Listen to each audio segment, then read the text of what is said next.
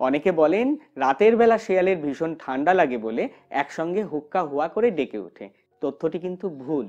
শেয়াল মূলত ঝোপঝাড় বা বন জঙ্গলের মধ্যে মাটিতে গর্ত করে তার মধ্যে বাসা বানিয়ে থাকে। আমরা প্রত্যেকেই জানি যে মাটির বাড়িতে গরমের সময় ঠান্ডা আর ঠান্ডার সময় গরম অনুভূত হয়, অর্থাৎ বেশ আরামদায়ক। তাই বলার অপেক্ষা রাখে না, শেয়াল কিন্তু বেশ তার বাসায় আরামেই থাকে। তাই শীতকালে যে অতিরিক্ত কষ্ট হবে এমন কিন্তু নয়।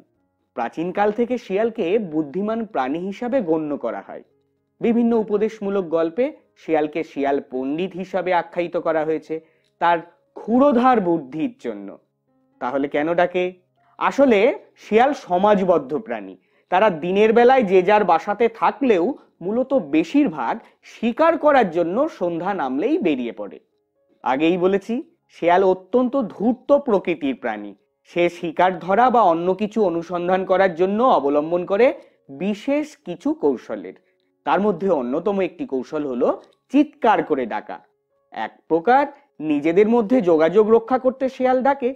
মানুষের জন্য শেয়ালের ডাক শোনা ভীতিকর হলেও সে ডাকে তার কাছের কোনো বন্ধুর সঙ্গে যোগাযোগ করার জন্য। মূলত কোথা থেকে কিভাবে খাবার সংগ্রহ করবে সেই পরামর্শ করার জন্য এটাও যাচাই করে নেয়